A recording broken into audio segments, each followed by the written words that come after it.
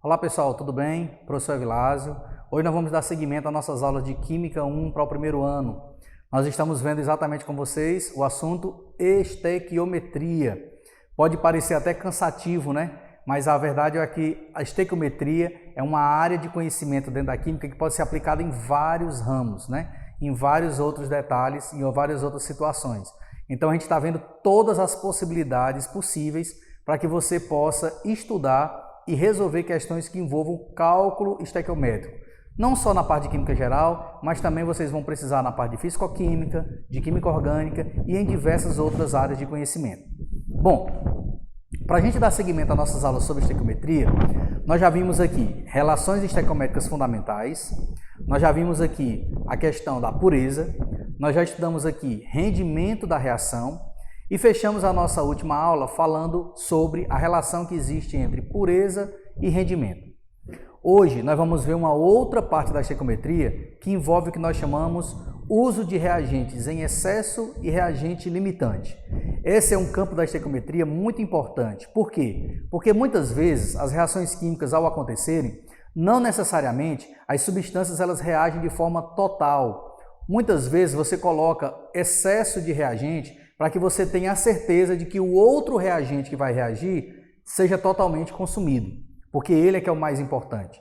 Então a gente vai ver que reagente em excesso e reagente limitante, eles influenciam diretamente o chamado cálculo estequiométrico, porque ele mexe exatamente na proporção entre as substâncias envolvidas, tanto no lado dos reagentes como nas substâncias obtidas ao final do processo, que são os produtos. Então a nossa aula hoje ela vai ser dedicada exatamente a resolver questões que envolvam reagente em excesso e reagente limitante.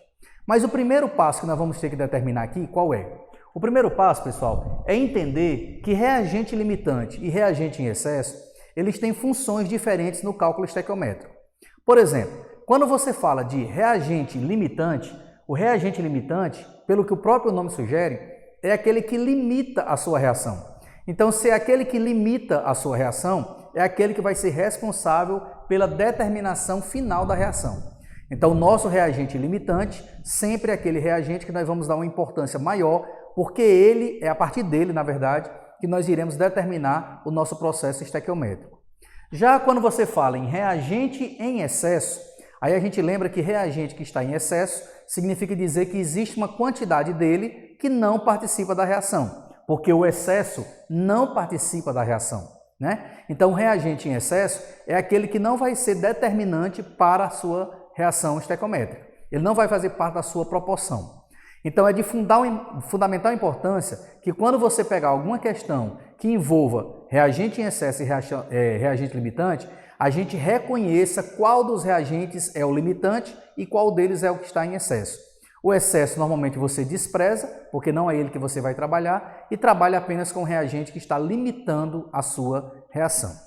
Então, vista essa primeira informação, a gente vai começar a resolver com vocês agora algumas questões que servem de modelo para outras que vocês podem encontrar no livro de vocês em questões de vestibulares ou até mesmo no próprio Enem, que envolvam essa questão de limitação e de excesso de substâncias durante o processo reacional. Então vamos começar aqui com a nossa primeira questão. A nossa primeira questão, ela diz o seguinte: dada a reação abaixo, observe que foi fornecido para você aqui a reação de síntese da amônia devidamente balanceada, já está ajustada. Como eu disse para vocês, nós iremos sempre fazendo questões e aumentando o grau de dificuldade. Então, hoje não vai ser diferente. A gente vai começar com um exemplo bem simples, para que você já tenha a reação escrita, já tenha a reação balanceada. E depois nós vamos começar a trabalhar com outros exemplos de questões onde a reação não vai ser fornecida, você é quem vai ter que montar a sua reação, ou ela pode até ser fornecida, mas ela não está devidamente ajustada. Bom, então, dada a reação abaixo, veja que o autor da questão aqui já lhe deu a reação devidamente balanceada. 1 mol de nitrogênio reage com 3 mols de hidrogênio, formando 2 mols de amônia. Então, a proporção é de 1 para 3 para 2. Aí ele agora faz a seguinte pergunta: qual a quantidade em gramas, então ele quer a resposta em massa, qual a quantidade em gramas de amônia, que é o produto, obtida ao se reagir 14 gramas de nitrogênio com 4 gramas de hidrogênio. Olha agora como é interessante você perceber quando a sua reação ela envolve, ou quando a sua questão envolve reagente em excesso ou reagente limitante. Esse é o primeiro sinal. Professor, não entendi. Que sinal é esse? O sinal, pessoal, é quando o autor da questão lhe fornece as quantidades de todos os reagentes envolvidos. Então, todas as vezes que você pegar uma questão de estequiometria em que o autor da questão lhe fornece todos os dados sobre os reagentes envolvidos, ele quer que você reaja X de um com Y de outro, então você suspeita que ali alguém pode estar em excesso ou alguém pode estar limitando a sua reação. Então, o primeiro passo qual é? É descobrir exatamente quem é que está limitando e quem é que está em excesso. Porque se você descobrir o excesso, você despreza e você trabalha apenas com a substância que é a limitante do processo. Para isso, o autor da questão nos deu dois dados para a gente calcular a massa. O hidrogênio, massa 1, e o nitrogênio, massa 14. Então, vamos passar agora para a resolução da questão. Nesse momento, eu gostaria que você tentasse responder essa questão em casa, mas se você ainda não tem subsídio suficiente para isso, a gente vai dar essa primeira amostra para vocês e a partir da segunda questão, a gente sempre vai dar uma parada para que você tenha um tempo para respondê-la. Então, vamos responder aqui a nossa primeira questão de hoje. Então, vamos lá. Voltando para a estequiometria da reação. A gente já sabe que 1 mol de nitrogênio reage com 3 mols de hidrogênio. Eu não estou trabalhando em mol, eu estou trabalhando em massa. Então, vamos trabalhar tudo que for mol para massa. Vamos lá. 1 mol de nitrogênio, o nitrogênio é N2. Se o nitrogênio é 14, 2 vezes 14, 28. Então, 28 gramas de nitrogênio estão para... O hidrogênio é 1. 1 vezes 2 dá 2. Mas são 3 mols. Então, 2 vezes 3, 6 gramas. Então, transformando quantidade de matéria para massa, nós acabamos de descobrir que 28 gramas de nitrogênio reagem com 6 gramas de hidrogênio de forma estequiométrica, certo? Então agora nós vamos ter que fazer o seguinte, vamos descobrir quem é que está em excesso e quem é que está em limitação. Para isso a gente monta a nossa primeira regra de 3 usando os dados da questão. Vamos lá. Eu já sei que 28 gramas de nitrogênio precisam reagir com 6 gramas de hidrogênio para manter a estequiometria. Mas na questão, o autor disse que reagiu 14 gramas de nitrogênio com 4 gramas de hidrogênio. Então, nós vamos descobrir se esses 14 gramas aqui realmente precisam de 4 gramas de hidrogênio. Então, nós vamos chamar aqui de X. Então, fazendo aqui a nossa equação, né, a nossa regra de 3, nós descobrimos que X vai ser 6 sobre 2, onde X vai ser 3 gramas de hidrogênio. Olha só, pessoal, o que nós acabamos de descobrir. Se eu usar 28 gramas de nitrogênio, eu preciso de 6. Se eu usar 14, 14 não é metade de 28, então teoricamente eu teria que usar 3 gramas. Só que voltando aqui para o enunciado da questão, vocês observam que o autor disse que reagiu foi 14 gramas de nitrogênio com 4 gramas de hidrogênio. Então observe que ele não usou 3 gramas, ele usou foi 4. Então qual é a conclusão que nós chegamos? É que o nosso hidrogênio é o nosso reagente em excesso. Ou seja, em vez de eu estar reagindo 14 com 3, eu vou estar reagindo 14 com 4. Então, eu tenho 1 grama de excesso. De quem? De hidrogênio. Então, se você descobriu que o seu hidrogênio é quem está em excesso, você não vai fazer estequiometria com o hidrogênio. Você vai trabalhar com o nitrogênio. E aí você volta novamente aqui para a regra de 3. Aí agora você vai fazer a associação entre o nitrogênio e a amônia, que é o que ele quer como resposta. Então, pela estequiometria da reação, 1 mol de nitrogênio estão para 2 mols de amônia. A gente já sabe que 1 mol de nitrogênio são 28 gramas. E 2 mols de amônia, 3 vezes 1 dá 3, com mais 14, 17. 17 vezes 2, 34. Então, 2 mols de amônia, 34 gramas. Então, 28 gramas de nitrogênio estão para 34 gramas de amônia.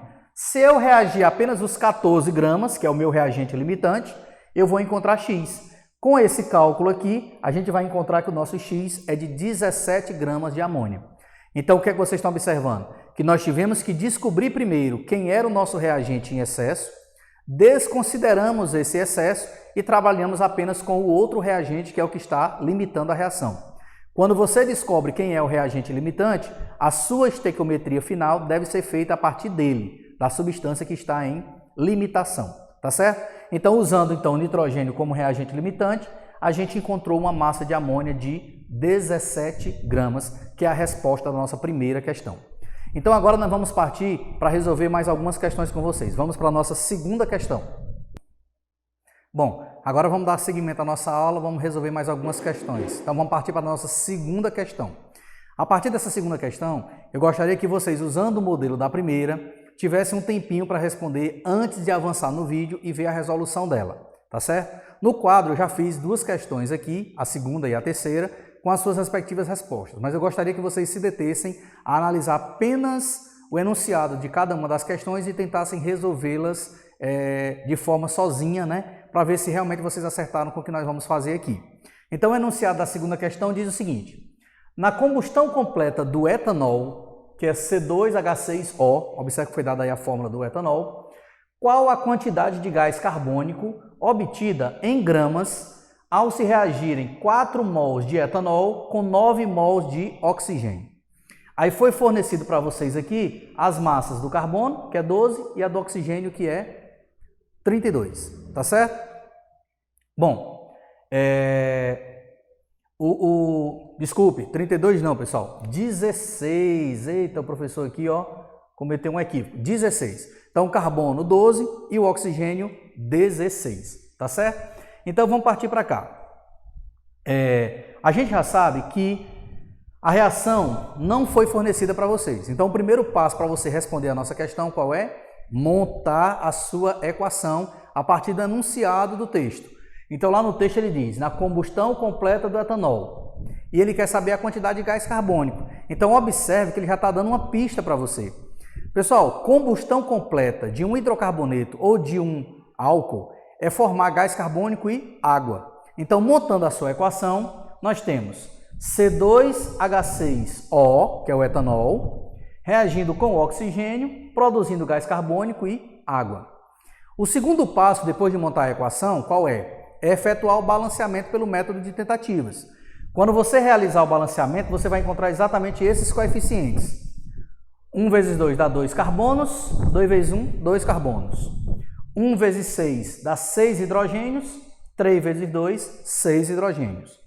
2 vezes 2 dá 4, 3 vezes 1 dá 3. 4 com 3, 7 oxigênios. Como você já tem 1 aqui, está faltando 6. Então, bota um 3 aqui, 3 vezes 2, 6. Pronto. Então, você acabou de encontrar, além de montar a sua equação, também fez o ajuste estequiométrico dela. 1 para 3, para 2, para 3. Agora, vamos determinar o seguinte. Lá no texto, ele diz exatamente as quantidades dos dois reagentes. Se você reagir 4 mols de etanol com 9 mols de oxigênio. Então, volta àquela história que eu falei aqui na resolução da primeira questão. Sempre que o autor da questão lhe fornecer as quantidades dos reagentes, pode ser em massa, pode ser em volume, pode ser em quantidade de matéria, não importa. Ele forneceu as quantidades de todos os reagentes envolvidos, suspeite de que ali pode ser uma questão que envolva reagente em excesso e reagente limitante. Então, nosso próximo passo agora qual é? Descobrir quem é que está em excesso. Então, vamos lá. Eu sei que pela estequiometria da reação, 1 mol de etanol está para 3 mols de oxigênio.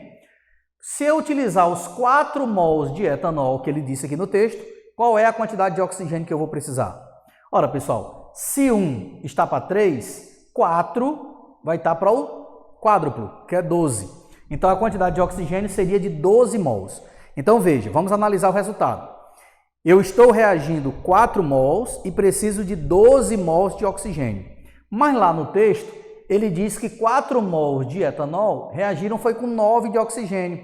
Ora, pessoal, se 4 precisa de 12 e eu coloquei só 9, então você conclui que os 9 vão reagir totalmente.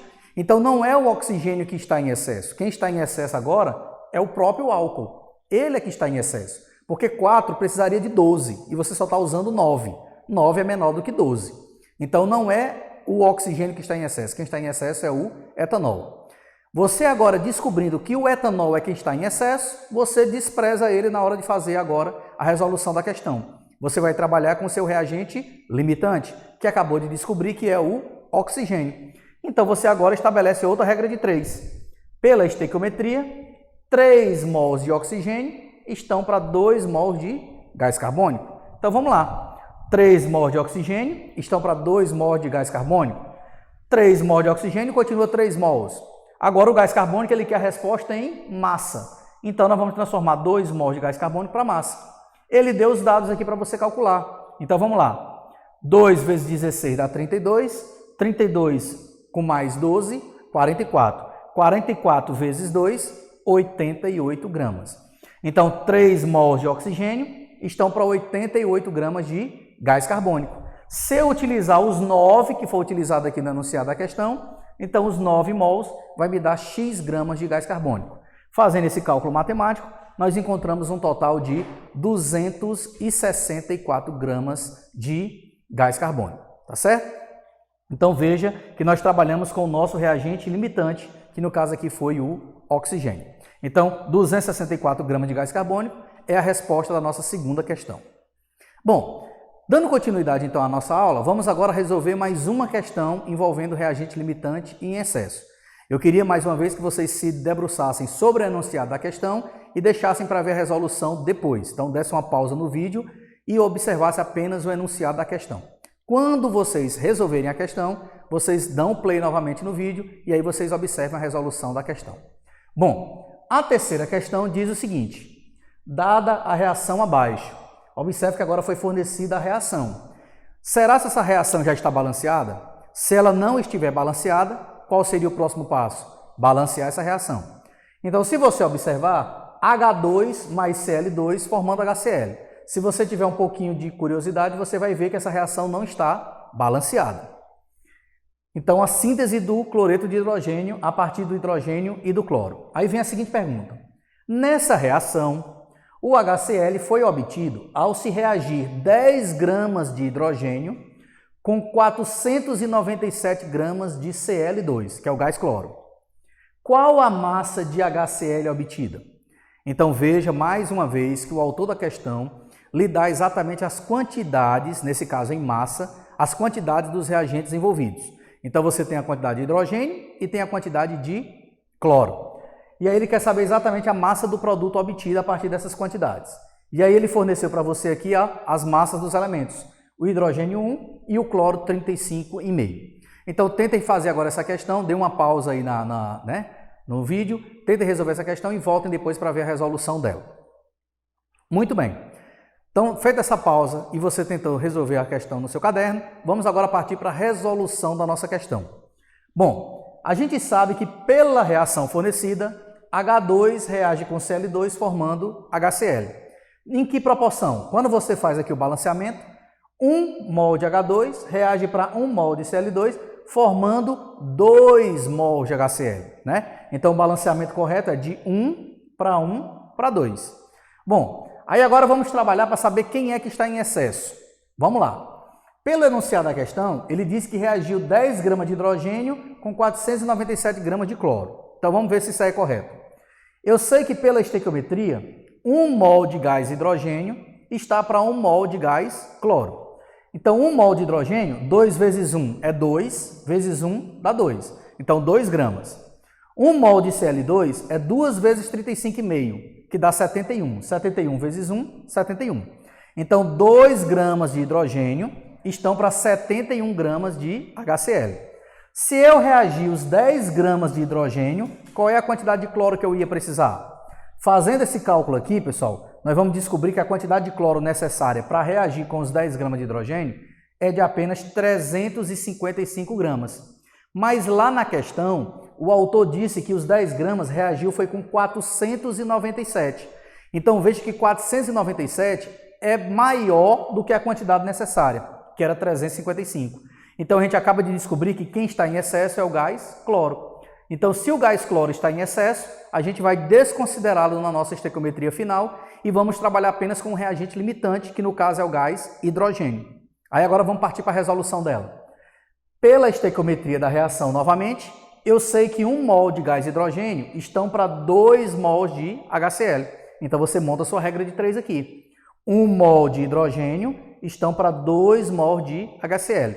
Transformando todo mundo para massa, a gente já sabe que 1 mol de H2 são 2 gramas. Agora, 2 mol de HCl vai ser o quê? Vai ser 1 com mais 35,5, dá 36,5. 36,5 vezes 2, 73. Então, 2 gramas de hidrogênio estão para 73 gramas de HCl.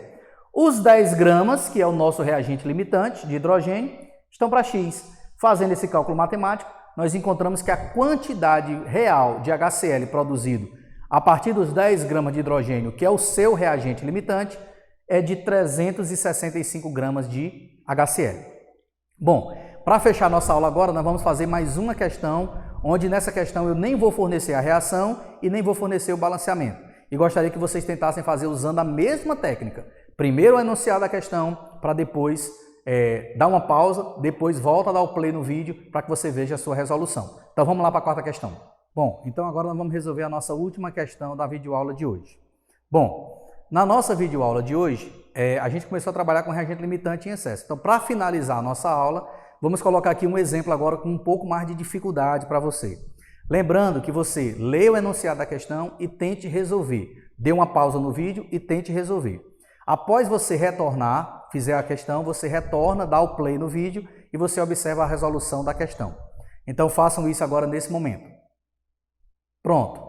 Vista essa pausa, você agora resolveu a questão, agora nós podemos concluir e corrigir com vocês se vocês acertaram. E ver quem errou, ver exatamente qual foi o ponto que errou na questão. Muitas vezes você erra só no final, às vezes acerta todo o enunciado, monta tudo direitinho e às vezes se equivoca numa questão de conta matemática e assim por diante. Então vamos ver a resolução da nossa questão. Só que antes, eu gostaria de mostrar para vocês esse resumozinho aqui, ó, já que a questão fala exatamente sobre a relação entre ácidos e bases. Então, por exemplo, sabe-se que na neutralização de ácido clorídrico com hidróxido de sódio, então eu estou lendo a questão de novo para você, ó. Sabe-se que na neutralização de ácido clorídrico com hidróxido de sódio são obtidos cloreto de sódio e água. Qual a massa de água obtida se 73 gramas de ácido foram neutralizados por 120 gramas de base? Então, esse é o enunciado da sua questão. Então, a sua questão, ela trabalha exatamente com ácido e base, ou seja, reação de neutralização. Então, vocês sabem que numa reação de neutralização normal, entre ácidos e bases de arrênios, o seu ácido reage com a sua base formando sal e água. Essa molécula de água, ela vai ser sempre obtida a partir da união entre o hidrogênio ionizável do ácido com a hidroxila da base. Então, quando você reagir o hidrogênio com a hidroxila, você vai obter a molécula de água, que é H2O. O seu sal, ele vai ser obtido a partir dos íons que sobraram, do cátion proveniente da base e do ânion proveniente do ácido. Então, quando você juntar o cátion com o ânion, você vai obter o seu sal. Então, sabendo disso, e você já tentando resolver essa questão aí na sua casa, a gente vai partir agora para a resolução da nossa questão. Então, vamos lá. A questão não nos deu a equação, então o nosso primeiro passo é montar a equação e logo depois fazer o ajuste estequiométrico. Então, vamos lá. HCl, que é o ácido clorídrico, reage com o hidróxido de sódio, que é o NaOH, formando o sal, que é o NaCl, e água. Então, quando você agora fizer o balanceamento, você vai encontrar exatamente esses coeficientes. 1 para 1 para 1 para 1. Ou seja, a proporção entre eles é exatamente unitária. Bom, se a gente já sabe que 1 mol de HCl reage com 1 mol de hidróxido de sódio, transformando isso aqui agora para massa, já que foi fornecida a massa para vocês, então nós temos que 1 mol de HCl é 35,5 mais 1 dá 36,5. E 1 mol de NaOH é 1 com mais 16 dá 17, 17 com 23, 40. Então, nós temos 36,5 gramas de HCl estão para 40 gramas de NaOH. Se eu utilizar os 73 gramas do enunciado da questão do ácido clorídrico, eu vou precisar de quantos gramas de base? Fazendo esse cálculo matemático, a gente descobre que a quantidade de base necessária é de apenas 80 gramas. Só que lá no enunciado da sua questão, ele diz que os 73 gramas de ácido reagiram com quem? Com 120 gramas de base. Então, 120 gramas, galera, é um valor acima dos 80. Então, significa dizer que a sua base está em excesso. Então, se sua base está em excesso, nós não iremos descartá-la. Nós não vamos trabalhar agora com o limitante, que é o ácido clorídrico. E a quantidade dele que reagiu total foi 73 gramas. Então, montando agora a nossa estequiometria final, nós vamos ter que 1 mol de HCl está para 1 mol de água, pelo balanceamento lá de cima. Então, se 1 mol de HCl está para 1 mol de água, a gente já sabe que 1 mol de HCl, 36,5. Está para 1 mol de água. 1 mol de água, 16 com mais 2, 18. Então, 18 gramas. Se eu utilizar os 73 gramas total, então eu vou obter quantos gramas de água? Eu vou obter X. Então, fazendo agora o cálculo matemático, a gente descobre que a quantidade de água realmente obtida, a partir dos 73 gramas do seu reagente limitante, que é o ácido clorídrico, é de 36 gramas de água. Então, pessoal, vocês viram na nossa videoaula de hoje que mais um passo, mais uma característica da estequiometria, as chamadas reações com reagente limitante e reagente em excesso. Eu gostaria que vocês, a partir desse ponto, revisassem novamente a nossa videoaula de hoje e tentassem resolver as questões sem a resolução feita por mim aqui na videoaula. Tentassem resolvê-la novamente, cada uma delas, para que vocês vissem aonde vocês podem acertar e aonde vocês cometem alguns erros, alguns equívocos, e tentar corrigi-los. De posse desse material, vocês agora podem ir para o livro-texto de vocês e tentarem resolver algumas questões que envolvem reagente limitante e reagente em excesso, tá bom? E aí, na próxima videoaula, a gente encerra a parte de estequiometria, onde nós vamos ver as chamadas reações sucessivas, ou seja, estequiometria de reações sucessivas. Então, até lá, bons estudos, até a próxima!